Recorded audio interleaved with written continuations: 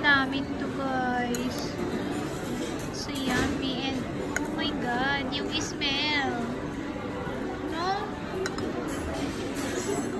Yung amoy pa lang. Sarap na. Cheese na.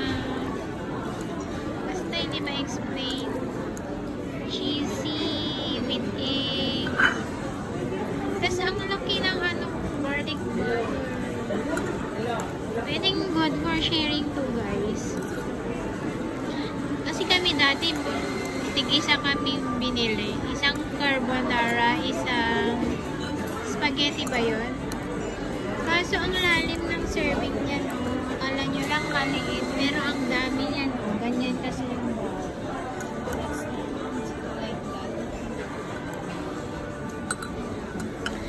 kaya ngayon, isa na lang binili namin.